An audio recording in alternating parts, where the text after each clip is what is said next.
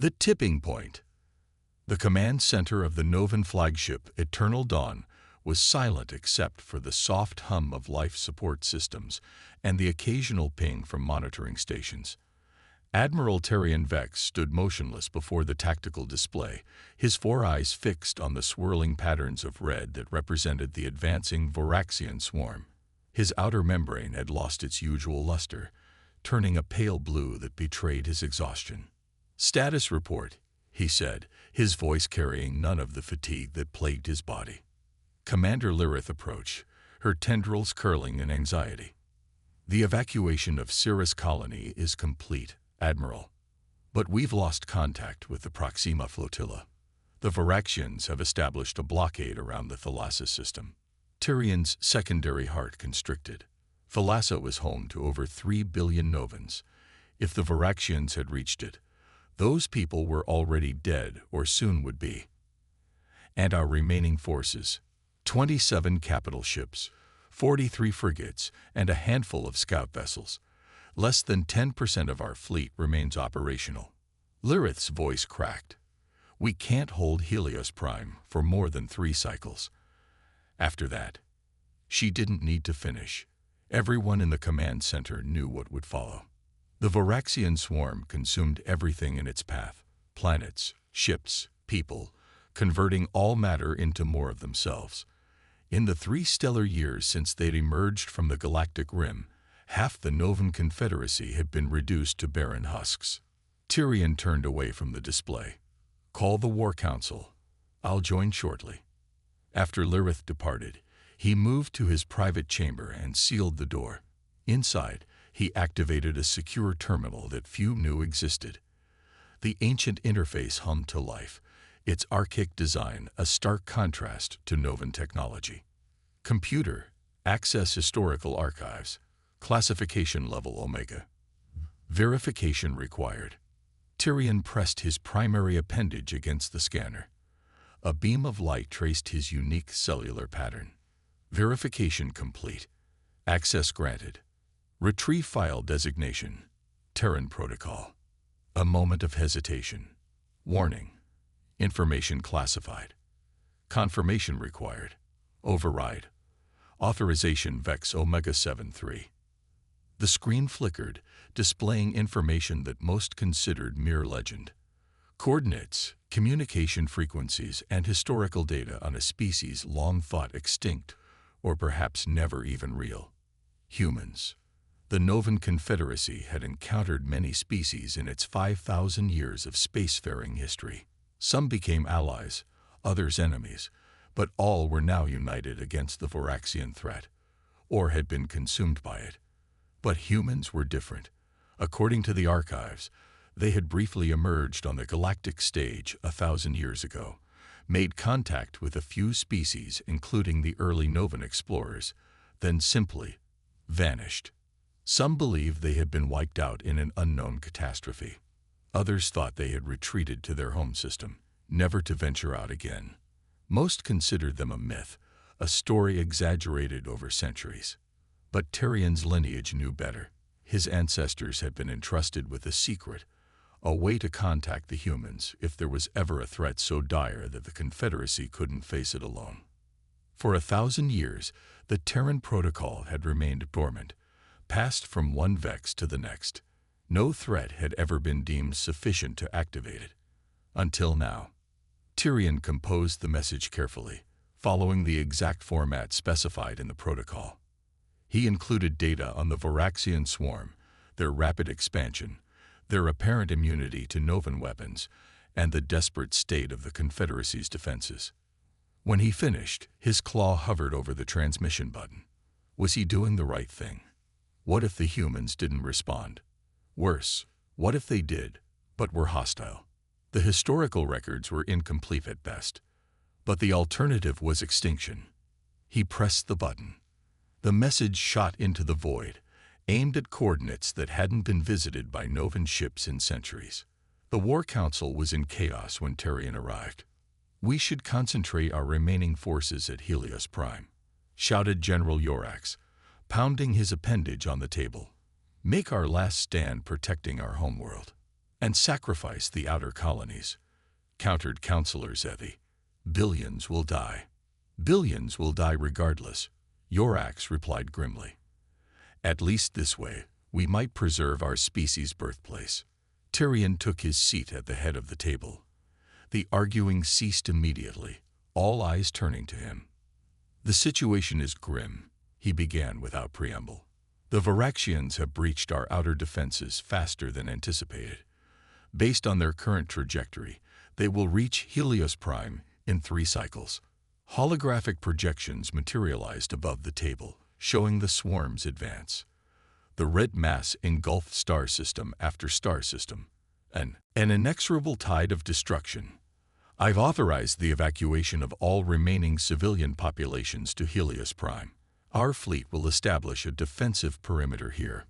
He indicated a position in the outer reaches of the home system. We will delay the Varaxians as long as possible to allow the evacuations to complete. And then? Asked Yorax. Tyrion met his gaze steadily. And then we will make our final stand. The room fell silent.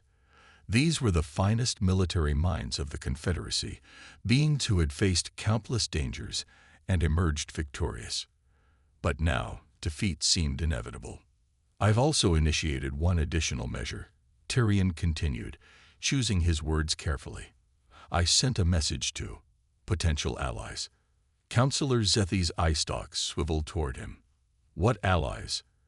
Every spacefaring race in our sector has either joined us or been consumed. Not every race. Tyrion took a deep breath. I've activated the Terran protocol. The reaction was immediate and violent. Half the council rose from their seats, voices raised in disbelief or outrage. Humans? Yorax spat. They're a myth.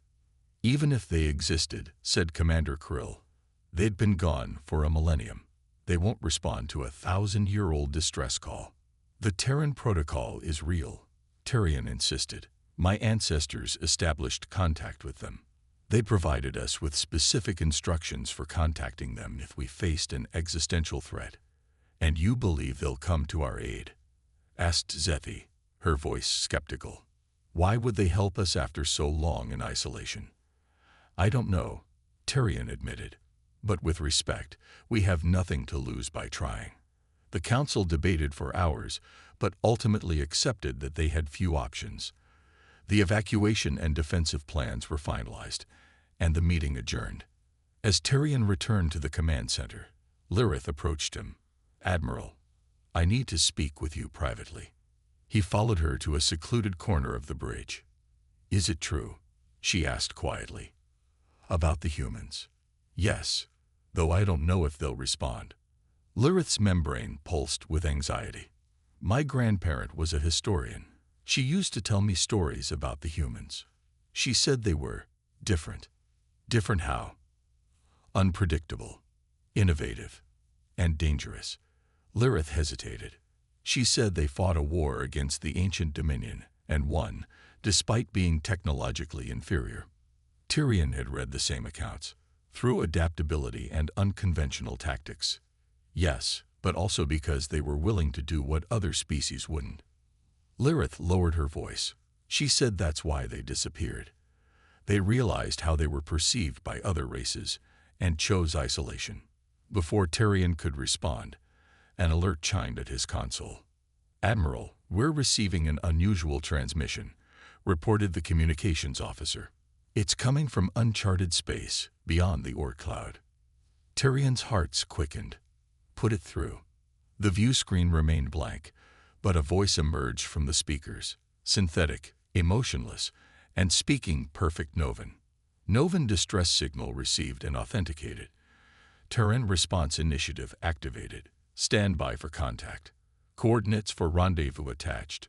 Arrival in 16 hours. The transmission ended, leaving the command center in stunned silence. They're real, whispered Lyrith.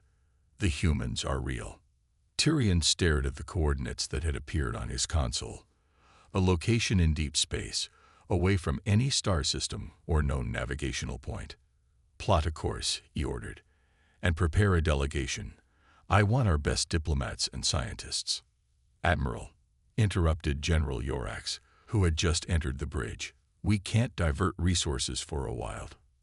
"That wasn't a request, General," Tyrion cut him off. "For the first time since this war began, we have hope. I intend to pursue it." As the eternal dawn changed course, Tyrion gazed out at the stars. Somewhere out there, the humans were coming. But what would they find when they arrived? And more importantly, what would they bring with them? The fate of his entire species now hung on the response of a civilization that had been absent from galactic affairs for 1,000 years. 16 hours later, the eternal dawn waited at the rendezvous coordinates. Sensors showed nothing but empty space. "Admiral, we're exactly where they specified," reported the navigator. "But there's nothing here." Tyrion's outer membrane tightened with tension. Had it been a trick? Or had something happened to the humans on their way? "Maintain position," he ordered. "They said 16 hours. We'll wait." The minutes ticked by. Crew members exchanged nervous glances. Some began to whisper that they had been fooled, that the transmission had been a Voraxian trap to lure them away from Helios Prime. Exactly 16 hours after the transmission, alarms blared across the bridge. "Spatial distortion detected," shouted the sensor officer. "Massive energy readings. Something's coming through." The view screen showed a patch of space directly ahead beginning to twist and fold in on itself. A rift appeared, glowing with energies that their sensors couldn't identify. From within this impossible tear in reality emerged a ship. But ship seemed an inadequate description. It was massive, easily 10 times the size of the Eternal Dawn, with a design unlike anything in Novan records. No visible propulsion systems, weapons, or even viewports. Just smooth, dark material that seemed to absorb light rather than reflect it. Then another appeared, and another. Within moments, 12 of the colossal vessels hung in space before them, arranged in a perfect formation. "No energy signatures," reported the science officer, her voice trembling. "No radiation, no heat emissions. It's as if they're not even there." "They're hailing us," said the communications officer. Tyrion squared his shoulders. On screen. The view screen shifted, revealing a sight that sent murmurs through the bridge. The being on screen was Bictal, with 2 arms and a head featuring forward-facing eyes and a small mouth. Its skin was a pale color, and it had short, dark filaments on the top of its head. A human. Admiral Tyrion Vex, the human said, speaking flawless Novan without any translation device visible. "I am Captain Ilara Vega of the Terran Defense Force. On behalf of humanity, I extend greetings to the Novan Confederacy." Tyrion found his voice. "Captain Vega, your response to our distress call is most appreciated. The situation is dire." The human's expression didn't change. "We're aware of the Voraxian threat. We've been monitoring their expansion for some time." This revelation sent a shock through the bridge. Yorax stepped forward, his membrane flushing with anger. "You've been watching as they devoured our worlds. Why didn't you intervene earlier?" Captain Vega's eyes shifted to the general. "Non-interference is our primary directive. We maintain observation only unless specifically requested otherwise. Your distress call activated the protocol established a millennium ago, permitting us to offer assistance. We request that assistance now," Tyrion said quickly, before Yorax could respond. "The Voraxians will reach our homeworld in less than 3 cycles." The human nodded. "We're prepared to help. I request permission to come aboard with a small delegation to discuss strategy." "Granted," Tyrion replied immediately. "We'll prepare for your arrival." "Thank you, Admiral. One thing you should know before we meet." For the first time, Captain Vega's expression softened slightly. "Humanity has changed since we last encountered your species. Please try not to be alarmed by what you see." The transmission ended, leaving the Novans with more questions than answers. "I don't trust them," Yorax declared. "They admitted to watching our people die." "They also came when we called," Tyrion countered. "Right now, they're our only hope." As they waited for the human delegation to arrive, Tyrion couldn't shake Lyrith's words from his mind. Unpredictable, innovative, dangerous. What had humanity become in their 1,000 years of isolation? And would it be enough to save the Novan Confederacy from extinction? First contact. The docking bay of the Eternal Dawn had been hastily prepared for the arrival of humanity's delegation. Honor guards stood at attention, their ceremonial armor polished to a shine despite the fatigue evident in their postures. Tyrion waited at the front, flanked by General Yorax, Counselor Zethi, and Commander Lyrith. "I still think this is a mistake," Yorax muttered. "We know nothing about their intentions." "We know they responded to our call for help," Tyrion replied. "That counts for something." Before Yorax could respond, the bay's atmospheric force field shimmered as a small craft passed through. Unlike the massive vessels outside, this shuttle was sleek and compact, resembling a teardrop of liquid metal. It settled onto the deck without a sound, no visible thrusters or landing gear in evidence. A seam appeared in the shuttle's side, widening into a doorway. The Novan delegation collectively tensed as the first figure emerged. Captain Ilara Vega was taller in person than she had appeared on the view screen, standing at least 2 heads above the tallest Novan. Her uniform was a deep blue, unadorned except for a small silver emblem on her chest, a stylized representation of what Tyrion assumed was the human home planet. But it was the beings who followed her that caused the honor guard to break formation, stepping back involuntarily. They were clearly not human, at least not in the way Captain Vega was. Their bodies appeared to be composed of interlocking metallic segments, with glowing blue light emanating from the seams. Where their faces should have been were smooth, featureless surfaces that occasionally rippled with patterns of light. "Admiral Vex," Captain Vega addressed him, seemingly oblivious to the reaction her companions had caused. "Thank you for receiving us. May I introduce the rest of my team?" She gestured to the metallic beings. "These are Sentinels Apex and Meridian, representatives of our synthetic population." One of the beings stepped forward, its faceless head inclining slightly in what Tyrion interpreted as a bow. When it spoke, its voice had an oddly musical quality. "Greetings, Admiral. We are honored to meet the descendants of those who once knew our creators." Tyrion struggled to maintain his composure. "The honor is ours. Welcome aboard the Eternal Dawn." Captain Vega then indicated the final member of her delegation, a human who appeared physically similar to herself, but with darker skin and no hair on his head.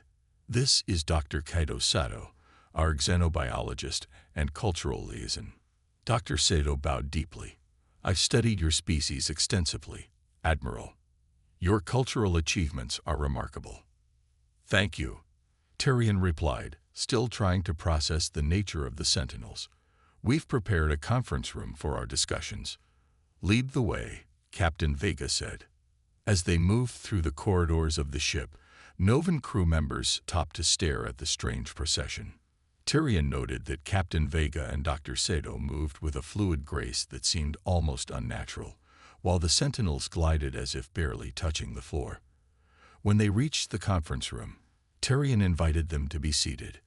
The Sentinels remained standing, positioning themselves behind the human delegates. "Before we begin," Captain Vega said, "I sense your discomfort with our Sentinels. Perhaps I should explain." "That would be appreciated," Tyrion acknowledged. "In the millennium since our last contact with your species, humanity has evolved significantly," Vega explained. "Some of us, like myself and Dr. Sato, chose to remain biologically human, though with extensive genetic modifications for longevity and adaptation to space." "And the others?" Zethi asked, her scientific curiosity overcoming her unease. "Many humans chose to transfer their consciousness into synthetic bodies," Vega continued. "The Sentinels represent one lineage of post-biological humanity. They are as human as I am, just expressed differently." General Yorax's membrane flushed with agitation. "You mean they're machines with human memories?" "That would be an oversimplification," the Sentinel called Apex replied. We retain not only the memories but the complete consciousness, personality, and essence of our original human forms. We simply chose a different substrate for existence. Tyrion noted that despite Yorax's clear discomfort, the general managed to restrain his usual bluntness. The stakes were too high for diplomatic missteps. "I understand this may be difficult to comprehend," Dr. Sedo added gently. "But please understand that while humanity appears divided into biological and synthetic forms, we remain a unified civilization. Our differences are merely physical." Lyrith, who had been silent until now, spoke up. "Is this why you disappeared from galactic affairs?" "Because of this transformation." Captain Vega exchanged glances with her companions. "Partially, yes. But there were other factors. Perhaps it's best if we start at the beginning." She gestured, and a holographic display materialized in the center of the conference table. 1,000 years ago, humanity was just beginning to explore beyond our home system. We encountered several species, including yours. Those early exchanges were promising, but also revealed something troubling. The hologram showed images of ancient human ships, primitive by comparison to their current vessels, meeting with various alien craft. We realized that we were developing along a different technological path than most other spacefaring species, Vega continued. While others focused on incremental improvements to existing technologies, humanity tended toward radical innovation and paradigm shifts. "That doesn't explain your withdrawal," Yorax pointed out. "No, it doesn't," Vega agreed. "What prompted our decision was the Ancient Dominion War." The hologram shifted to show massive battle cruisers engaging human ships. The disparity in size and apparent technological sophistication was striking. "The Ancient Dominion attacked Earth without provocation," Dr. Sedo explained. "They saw our potential as a threat and decided to eliminate us before we could fully realize it." "But you defeated them," Tyrion said, recalling the historical records. "Yes, and the manner of our victory is what concerns us," Vega replied solemnly. Technologically outmatched, humanity resorted to strategies that other species found disturbing. The hologram showed human ships employing tactics that, even to Tyrion's military mind, seemed reckless and unpredictable. Suicide runs, weaponized singularities, ships deliberately detonating their reactors near enemy vessels. "We won through desperation and a willingness to sacrifice," Vega said quietly. "When the war ended, we found ourselves victorious but feared. The other species we had encountered began to see us as unpredictable and dangerous. Rather than force others to accept our presence or risk further conflict, we made a decision." Dr. Sedo continued. "We would withdraw from galactic affairs until either we had matured as a species or until our help was specifically requested by someone who knew the risks." "The Terran Protocol," Tyrion murmured. "Exactly," Vega confirmed. "We established protocols with a few trusted species, including yours, then retreated behind the boundaries of our home system to focus on our own development. And that development led to this." Zethi gestured at the Sentinels. "Among other advances," Sentinel Meridian responded, "our technological progress has been exponential without the constraints of interstellar politics or war." Tyrion absorbed this information. It explained much about the mysterious humans, but also raised new questions. Before he could voice them, General Yorax interjected. "This history lesson is fascinating, but it doesn't address our current crisis. The Varaxians will reach Helios Prime in 3 cycles. What can you offer us?" Captain Vega's expression became serious. "First, we need to understand exactly what we're facing." She turned to Tyrion. "Admiral, may we access your tactical data on the Varaxian swarm?" Tyrion nodded to Lyrith, who transferred the information to the holographic display. The image shifted to show the advancing red mass that represented the Varaxians, consuming system after system. "Their numbers are overwhelming," Tyrion explained. "They adapt quickly to our weapons, rendering each new defense obsolete within days. They seem to have no purpose beyond consumption and replication." The humans and Sentinels studied the display with intense focus. Dr. Sato moved his hands through the hologram, expanding certain sections and examining the data with practiced ease. "Fascinating," he murmured. "They appear to operate as a collective intelligence rather than individual entities." "We've theorized the same," Zithi confirmed. "Each Varaxian unit seems capable of limited independent action, but they coordinate perfectly in large-scale operations." "Have you attempted communication?" Captain Vega asked. Yorax snorted. "With the swarm, they respond to all transmissions with the same message. All will be consumed." "May I?" Dr. Sato asked, indicating the hologram. At Terrian's nod, he manipulated the display, zooming in on a captured image of a Varaxian ship. The vessel resembled an insectoid creature more than a conventional spacecraft, with spindly appendages and an exoskeleton-like hull. "Their biology and technology are integrated," Sato observed. "Biomechanical synthesis at an advanced level.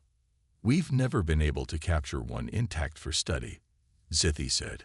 "They self-destruct if isolated from the swarm." The sentinel named Apex stepped forward. "With your permission, I would like to analyze your full database on the Varaxians." Tyrion hesitated. While they desperately needed help, granting a synthetic being direct access to their military systems was against every security protocol. Sensing his reluctance, Captain Vega intervened. "Apex can perform the analysis through the holographic interface if you prefer. We don't wish to violate your security protocols."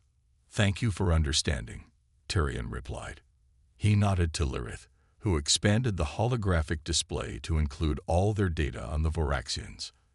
As Apex began the analysis, Captain Vega turned to Tyrion. "Admiral, while this proceeds, perhaps you could tell us about your current defensive strategy."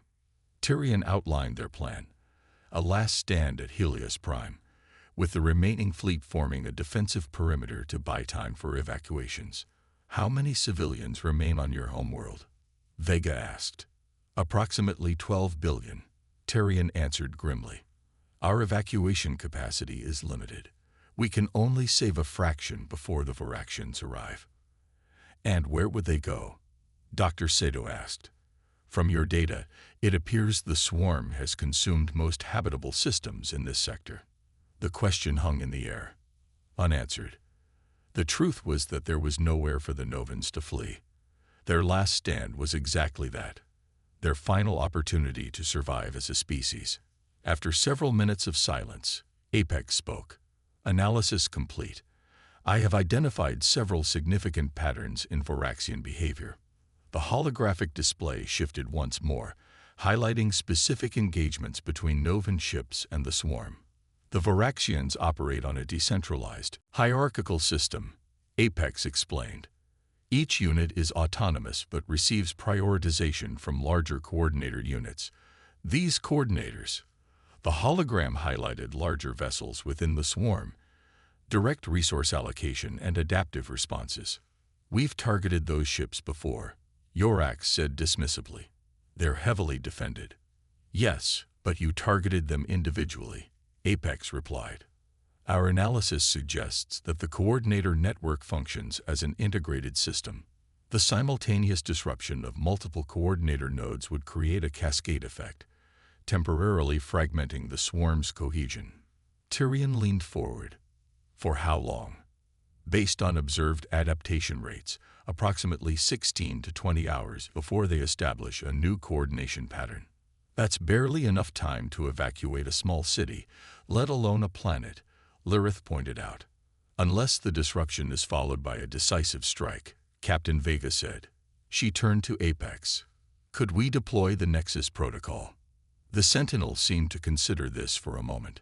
"Theoretically, yes, but it would require precise timing and positioning."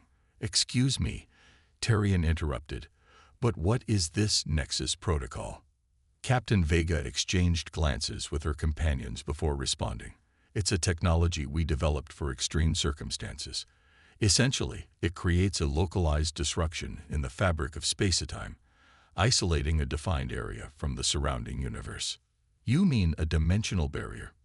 Zithi asked, her scientific mind immediately grasping the implications. Similar, but more comprehensive, Dr. Sato explained. It doesn't just create a barrier, it removes the affected space from normal causality. Yorax's membrane paled. You're talking about weapons that manipulate the fundamental nature of reality. We prefer to think of them as containment measures, Vega replied calmly. But yes, the technology is potent and not without risks. Tyrion felt a cold shiver run through his body. The humans possess technologies beyond anything the Novans had even theorized. It confirmed the ancient warnings about their potential and their danger. If you have such capabilities, he asked carefully, why didn't you stop the Varaxians before they consumed half our territory?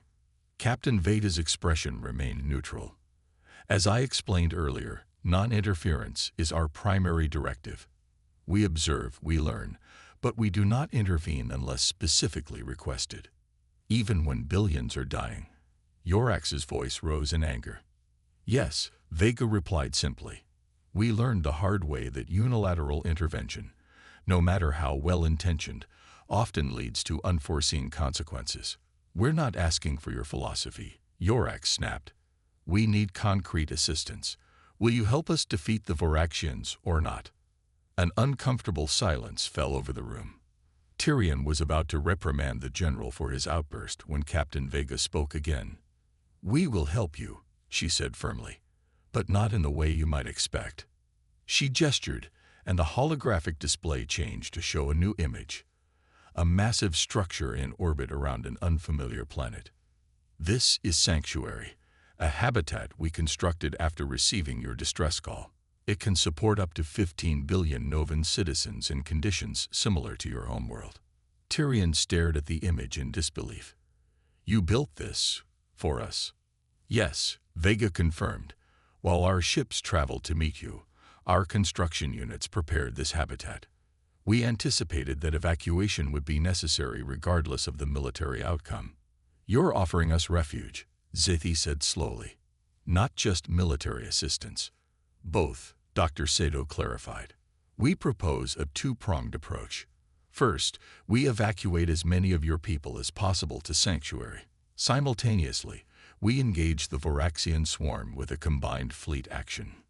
Tyrion could hardly believe what he was hearing.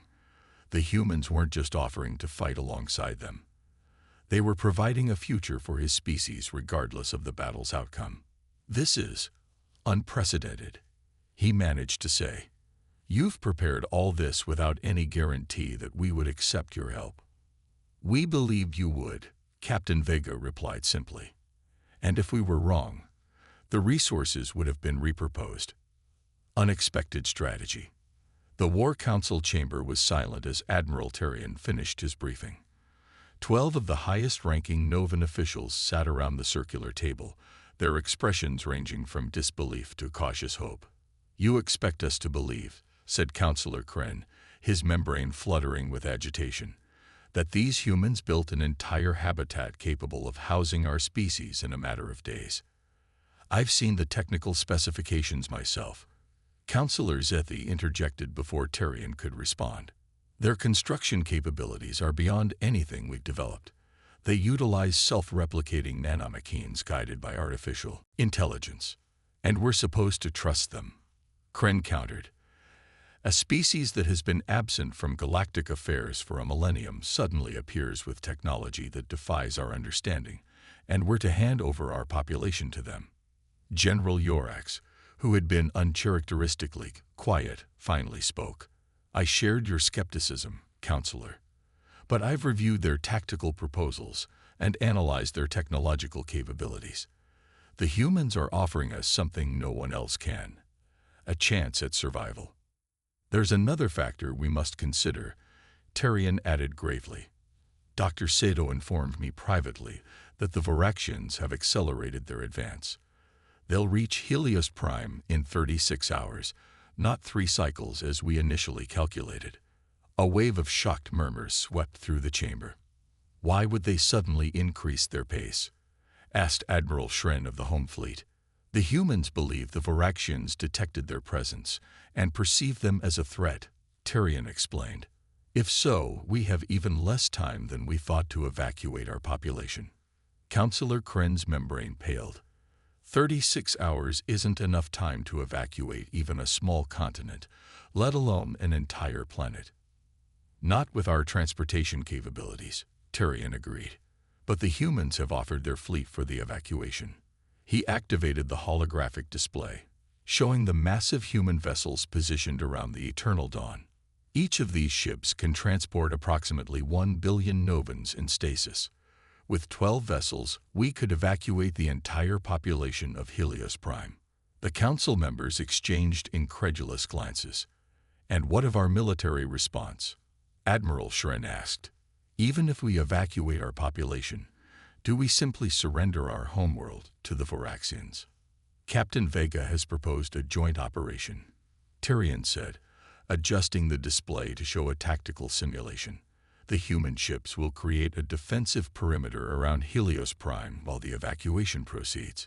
Simultaneously, a strike force composed of both human and Novan vessels will target the Voraxian coordinator ships. Using their Nexus Protocol technology, Yorax added, they've shared limited technical data on how it functions. In essence, it creates a spatial anomaly that temporarily removes the targeted area from normal spacetime. And what happens to anything caught within this anomaly? Asked Admiral Shren. Yorax's membrane tightened. They didn't specify, but the implication is that it's removed from our universe entirely. A heavy silence fell over the chamber. Such technology was both awe-inspiring and terrifying. I move that we accept the humans' proposal, Zithi said finally. We've exhausted all other options, and time is running out. Seconded, General Yorax agreed. Before we vote, Counselor Kren interjected, I want to meet these humans myself. I won't agree to place the fate of our species in the hands of beings I haven't even seen. Tyrion nodded. Captain Vega anticipated this request. She and her delegation are waiting to address the council directly. At Kren's surprised expression, Tyrion allowed himself a small smile. The humans are remarkably good at predicting our responses, another reason why I believe their assessment of the Voraxian threat. With the council's agreement, Tyrion sent for the human delegation. Minutes later, Captain Vega entered the chamber, accompanied by Dr. Sato and the 2 sentinels. Their appearance caused a stir among council members who hadn't seen them before. Honorable members of the Novan War Council, Captain Vega began, her voice calm and measured. Thank you for allowing us to address you directly. We understand your concerns about entrusting your people's future to beings you barely know. You understand, but do you truly comprehend what you're asking? Counselor Kren challenged. You're requesting that we abandon our homeworld on your word alone. Captain Vega's expression remained composed. Not on our word alone, Counselor. On the evidence of the Voraxian threat that you've witnessed firsthand, and on the capabilities we've demonstrated since our arrival. Capabilities we cannot verify, Kren countered. For all we know, your ships could be hollowed-out shells incapable of saving anyone. At this, Sentinel Apex stepped forward. Your skepticism is logical given the limited time for trust building. Perhaps a demonstration would be appropriate. Captain Vega considered this, then nodded. We can arrange a tour of one of our vessels for council representatives. You can verify our evacuation capabilities directly. There's no time for tours, Admiral Shren pointed out. The Voraxians will be here in less than 36 hours. We can create time, Dr. Sato said quietly. All eyes turned to him. Explain, Tyrion prompted. One of our vessels can deploy a localized temporal field around Helios Prime. Sato explained. Within this field, time will